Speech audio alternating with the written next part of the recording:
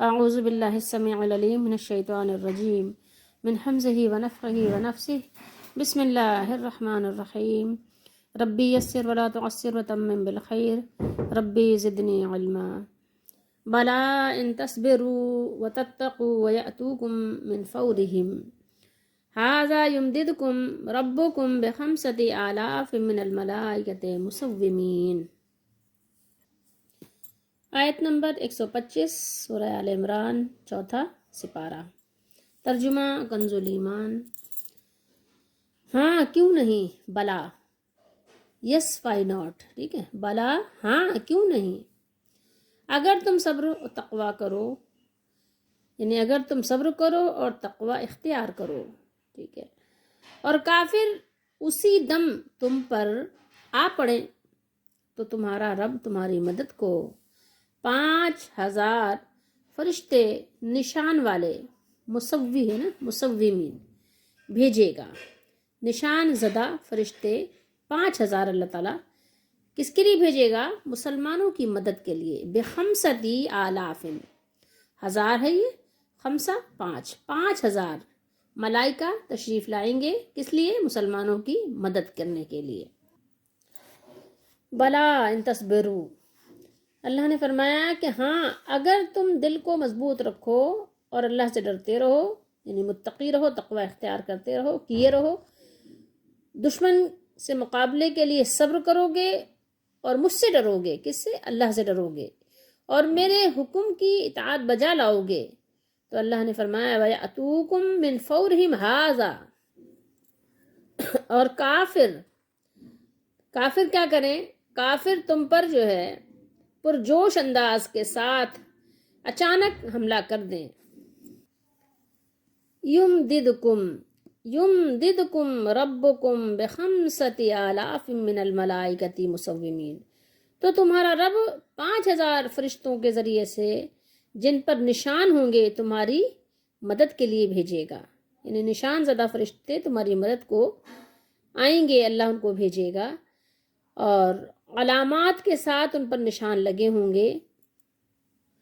تفسیر ابن ابی حاتم کے حوالے سے تفسیر ابن کثیر نے لکھا ہے کہ حضرت علی بن ابی طالب رضی اللہ تعالیٰ عنہ سے روایت ہے کہ بدر کے دن فرشتوں کی نشانی سفید اونی لباس تھا، اور فرشتوں کے گھوڑوں کی پیشانیوں پر بھی نشان تھے۔ تو یہ جو نشان والے ہیں یہ فرشتے، نشان اور یہ علامت، یہ اللہ تعالیٰ نے یہاں جو بیان کیا، اس پر مختلف تفاسیر میں مختلف باتیں لکھی ہیں۔ کسی نے اس کا یعنی وہ بیان کیا کہ ان کی مختلف قسم کی پگڑیاں تھیں، یعنی امامے، کسی نے کہا سرخ، کسی نے کہا کالے، بہرحال جو بھی ہے، یعنی ان کی ایک علامت تھی کہ جو پہچان لیے جائیں کہ یہ مدد کے ہی لیے آئے ہیں، یہ فرشتے آئے ہیں کس لیے؟ یہ مسلمانوں کے ساتھ مل کر کافروں کے ان کو نیست و نابود کرنے کے لیے فرشتے یہاں پر تشریف لائے ہیں، ان کا نزول ہوا ہے۔ اور یہاں پر یہ فرماتے ہیں ضیاء القرآن میں کہ یعنی ملائکہ کا نزول کامیابی کے دیگر اسباب کی طرح ایک سبب ہے، حقیقت میں فتح و کامرانی بخشنے والا رب العالمین ہے۔ اس آیت میں یہ سبق دیا گیا کہ اعتماد اور توکل اللہ تعالیٰ کی ذات پر ہی ہونا چاہیے، وہی فاعل حقیقی ہے۔ فاعل حقیقی کیا مطلب؟ یعنی جو بھی کام ہوتا ہے وہ اللہ تعالیٰ کے اذن کے بغیر نہیں ہو سکتا، اس کے حکم کے بغیر نہیں ہو سکتا، اس کے امر کے بغیر نہیں ہو سکتا۔ اگر اللہ کا حکم نہ ہو تو آپ 1,00,000 مرتبہ کوئی کام کریں، وہ نہیں ہو سکتا، اور اس کا حکم ہو جائے تو آپ بس ہاتھ لگائیں گے، اللہ کا حکم ہوگا تو وہ کام پائے تکمیل تک پہنچ جائے گا۔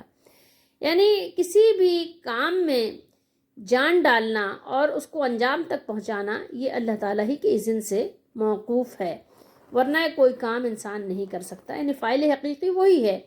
آپ لڑیں، آپ تلوار اٹھائیں، فرشتے آئیں، فرشتے تلوار اٹھائیں، کوئی اور لڑے، جو بھی لڑے، تو وہ تلوار بھی آپ کی کاٹتی اسی وقت ہے جب کہ اللہ کا حکم ہوتا ہے۔ اگر اس کا حکم نہ ہو تو یہ کاٹ بھی نہیں ہوتی، لیکن چونکہ اللہ تعالیٰ نے یہ رکھی یہ چیز کہ اگر آپ تلوار سے آپ کسی کو زخمی کریں گے، کسی پر حملہ کریں گے، کسی پر وار کریں گے، تو اللہ تعالیٰ نے اس کے اندر یہ اثر رکھا ہے. یہ اثر خود بخود نہیں ہے، نہ کسی تلوار میں، نہ کسی چاقو میں، نہ کسی گن میں. یہ خود بخود کوئی طاقت نہیں ہے کہ وہ خود بخود کوئی اس کے اندر اثر پیدا کر دیتا ہے، نہیں، بلکہ یہ اللہ نے رکھی ہے. آگ کے اندر یہ اللہ نے صلاحیت رکھی ہے کہ وہ جلاتی ہے، یہ اللہ نے رکھی ہے. اگر اللہ تعالیٰ اس کے اندر یہ صلاحیت ختم کر دے تو آپ جتنی چاہیں آگ لگا دیں، کچھ بھی نہیں جلے گا. پانی کے اندر یہ صلاحیت ہے کہ وہ چیزوں کو ڈبو دیتا ہے، برباد کر دیتا ہے، تو یہ صلاحیت اس اللہ نے اس کے اندر رکھی ہے. تو یہ بات ہے. تو فاعل حقیقی کون ہے؟ وہ اللہ ہے. ہر چیز اسی کے دست قدرت میں ہے. دست قدرت جو اس کا یعنی دست کہتے ہیں ہاتھ کو، یہ فارسی کا لفظ ہے. قدرت جو یعنی اللہ تعالیٰ کی طاقت ہے، اختیار ہے، یعنی سب اسی کے قدرت اور اسی کے اختیار میں ہے. اب ان آیات مبارکہ کو ذرا آپ پیچھے سے دیکھیے کہ ان کا ربط ہے کچھ، تو اس کا ربط ہے پیچھے سے. پیچھے دیکھیے آیت نمبر 124 میں اللہ تعالیٰ نے فرمایا یہاں پر استقولوا للمؤمنین، کہ نبی کریم صلی اللہ تعالیٰ علیہ وآلہ وسلم جب آپ فرما رہے تھے مومنوں سے، کیا تمہیں یہ کافی نہیں کہ تمہاری مدد فرمائے تمہارا رب، ربکم تمہارا رب، 3000 بثلاثت آلاف من الملائکہ، 3000 فرشتوں سے جو اتارے گئے ہیں. ٹھیک ہے، تو اس کا جواب یہاں دیا ہاں کافی ہے، ہاں کیوں نہیں. تو ہاں کیوں نہیں، کیا جواب ہے اس کا؟ کافی ہوگا. یعنی یہ بات ہے کہ ہاں کیوں نہیں، یہ بات تو بالکل کافی ہے، شافی ہے. یعنی جب یہ اللہ تعالیٰ کی طرف سے فرشتے آئیں گے تو پھر یہ کہ کامیابی بھی یقینی ہے اللہ کی طرف سے، کہ جس کی مدد کے لیے اللہ تعالیٰ کی طرف سے امداد ہو، اس کی دستگیری ہو، تو اس کی مدد میں کیا شک و شبہ ہے؟ کوئی بھی شک شبہ نہیں ہے. تو فرمایا کہ ہاں کیوں نہیں، کافی ہوگا. اس کے بعد اس امداد میں اللہ نے مزید زیادتی کا وعدہ اس طرح فرمایا کہ مقابلے کے وقت اگر مستقل رہو گے، کیا مطلب؟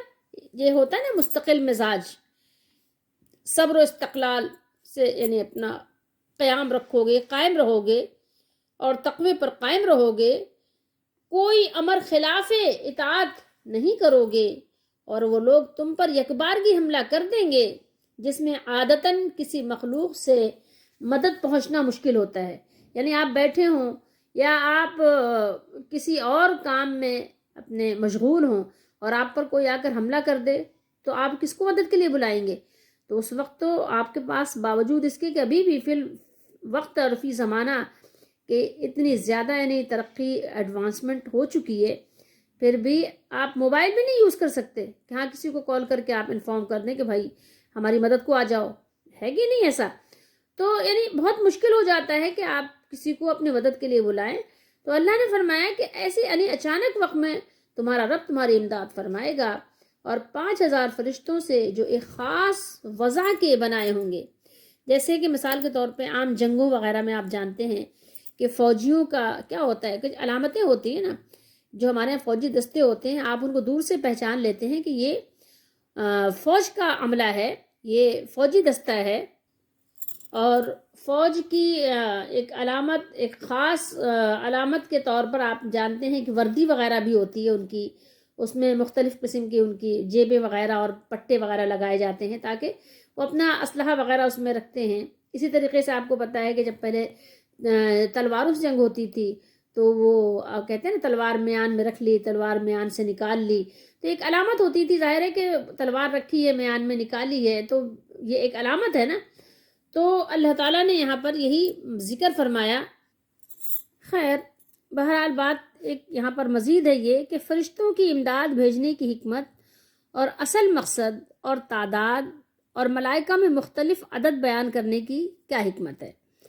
تو یہاں پر آپ دیکھیں کہ طبعی طور پر ایک سوال یہ ہوتا ہے کہ اللہ تعالیٰ نے اپنے فرشتوں کو وہ طاقت بخشی ہے کہ ایک ہی فرشتہ پوری بستی کا تختہ الٹ سکتا ہے، پوری دنیا کی کایا پلٹ سکتا ہے، دنیا کے بستیوں کو تہس نہس کر سکتا ہے. ایک ہی فرشتہ کافی ہے.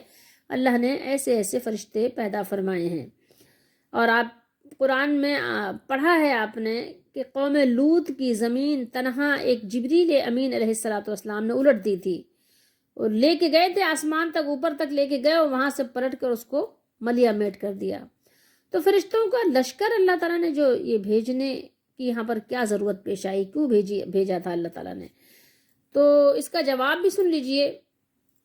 اس کا جواب خود اللہ رب العالمین نے آیت نمبر 126 پر اگلی آیت میں ہی دے دیا ہے، بیان کر دیا ہے۔ جب ہم انشاءاللہ اگلی آیت تلاوت کریں گے تو اس کا جواب ہم یہاں پر پڑھ لیں گے، جو اللہ تعالیٰ نے خود بیان فرمایا ہے۔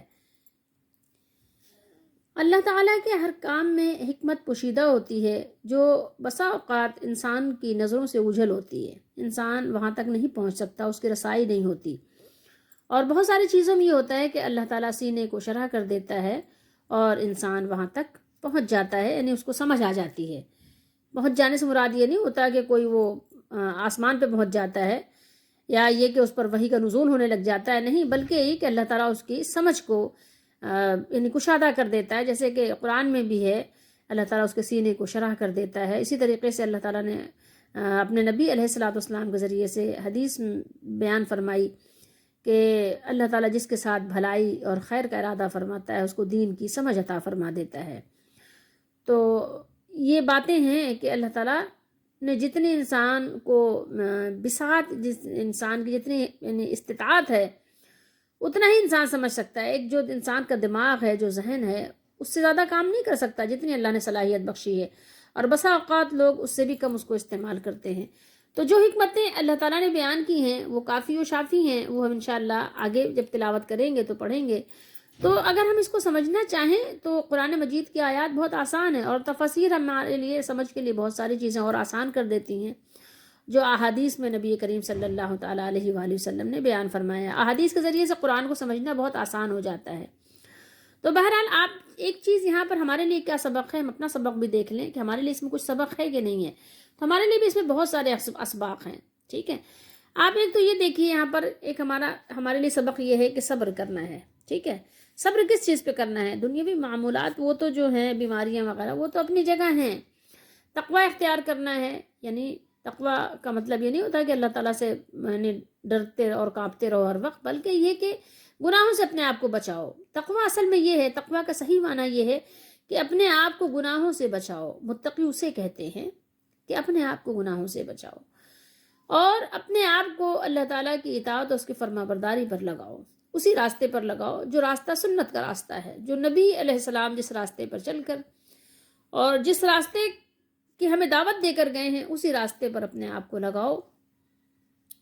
تو سب سے پہلے تو ہمیں یہ کام کرنا ہے، اور اس کے بعد آپ دیکھیں کہ ہمیشہ اپنے آپ کو اللہ تعالیٰ کے دین کے لیے کیا کرنا ہے، مستعد رکھنا ہے، ایکٹیو رکھنا ہے، ٹھیک ہے۔ مستعد کا کیا مطلب ہوتا ہے؟ اگر آپ آسان لفظوں میں جو سمجھیں، بچہ بھی جانتا ہے، ایکٹیو، ٹھیک ہے، ایکٹیویٹی آپ کہتے ہیں، ایکٹیو یعنی اپنے آپ کو مستعد رکھنا، ایکٹیو رکھنا ہے ہر وقت آپ کو دین کے لیے، اللہ کے لیے، اپنے مالک کے لیے، کسی اور کے لیے نہیں۔ جس مالک نے آپ کو یہ جان دی ہے، یہ جسم دیا ہے، یہ قوت و توانائی، یہ صلاحیتیں دی ہیں، اسی مالک کے لیے سب سے پہلے کیا ہے؟ حدیث شریف یاد ہے، الحب فی اللہ والبغض فی اللہ، اللہ کے لیے محبت کرنا اور اللہ ہی کے لیے ناراضگی اختیار کرنا۔ ہماری اپنی ذات میں ہمارے اپنے غصے کی بھی کوئی حیثیت نہیں ہے اور ہماری اپنی خوشی کی بھی کوئی حیثیت نہیں ہے۔ ہمیں جینا اور مرنا کس کے لیے ہے؟ اپنے مالک کے لیے ہے۔ اور اگر آپ اس کو پہچاننا چاہیں تو اپنی ذات پر اس کو رکھ کر بہت آسانی سے پہچان سکتے ہیں۔ پھر آپ کو نہ کوئی تردد ہوگا، نہ کوئی آپ کو جو ہے خلش ہوگی کہ آپ کو خلش ہوگے نعوذ باللہ استغفر اللہ، دین اسلام تو بہت مشکل ہے۔ دین اسلام تو بہت آسان ہے، اس سے زیادہ محبت کرنے والا کوئی اور مذہب ہو ہی نہیں سکتا، ٹھیک ہے۔ مذہب کہتے ہیں اصل میں جو نکالا جائے، جس کو نکالا گیا ہو، اور دین وہ ہے جو اللہ کی طرف سے آیا ہے۔ مذہب وہ ہے جو کہ لوگوں نے دین سے کھینچ کے اپنی طرف سے نکال لیا، اس کو الگ کر لیا، اس کو کہتے ہیں مذہب۔ اور دین وہ ہے جو اللہ نے بھیجا، ان الدین عند اللہ الاسلام، اللہ کے نزدیک دین وہی ہے جو دین اسلام ہے، جو اللہ نے نبیوں کے ذریعے سے بھیجا، اور پھر آخری نبی محمد رسول اللہ صلی اللہ علیہ وسلم کے ذریعے سے اس کو قیامت تک کے لیے اس کو نافذ فرما دیا۔ تو خیر بات یہ کر رہی ہوں میں کہ اللہ تعالیٰ نے جو ہمارے لیے یعنی بات پسند فرمائی وہ یہی ہے کہ ہم دین کے معاملے میں سب سے اولین کیا ہے کہ صبر اور تقوی کو اختیار کریں، اور اپنے آپ کو اپنے مالک کے لیے تیار رکھیں، ٹھیک ہے، کہ مالک کا جو حکم ہے اس کے لیے تیار رکھیں. ٹھیک ہے، اگر ہمیں وسائل نہیں ملتے تو اپنی ذات کو اور اپنی جان کو تو کم از کم اس کے لیے لگائے رکھیں، کیونکہ ہر شخص اللہ کے پاس کیا ہے، تنہا تنہا جائے گا، اکیلا اکیلا اللہ کے پاس جائے گا، اپنا حساب دے گا، کوئی کسی کا حساب تو نہیں دے گا. تو ہمارے پاس جو اللہ نے ہمیں صلاحیت دی تھی، جو ہمیں قوت دی تھی، وہ تو ہم لگا دیں نا کم از کم. اگر ہمیں وسائل نہیں ملتے تو ہم کیا کر سکتے ہیں؟ اس کے لیے تو ظاہر ہے اپنی جان تو نہیں دے سکتے. تو وسائل نہیں ملتے نہ ملیں، جو کچھ ملا ہے اس کو تو لگا دینا. جو جسم دیا ہے اللہ نے، جو مالک نے، میرے مالک نے مجھے جسم دیا ہے، اس جسم کو تو اس کے دین کے لیے لگائیں. جو زبان دی ہے، جو ذہن دیا ہے، جو اللہ نے صلاحیتیں دی ہیں، اس کو تو لگائیں، دین کی تبلیغ کریں، لوگوں کو قرآن سنائیں، قرآن بتائیں، حدیث شریف سنائیں. آپ کا کام تو صرف اتنا ہی ہے نا کہ لوگوں کو پہنچا دینا، بتا دینا.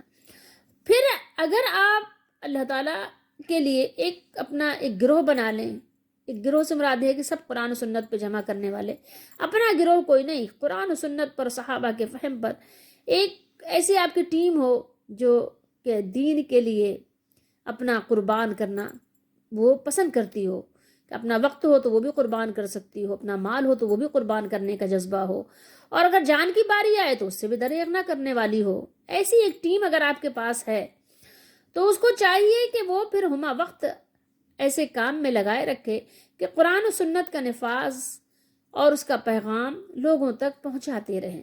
تو پھر کیا ہوگا کہ اگر دوسرے لوگ آپ کو نقصان پہنچانا چاہیں گے کہ کوئی پلان کر کے اچانک آپ پر حملہ کر دے، ٹھیک ہے، آپ کسی اور ارادے سے جا رہے تھے، لوگوں نے کچھ، تو اللہ تعالیٰ کی طرف سے آپ کی مدد آتی ہے ایسے وقت میں.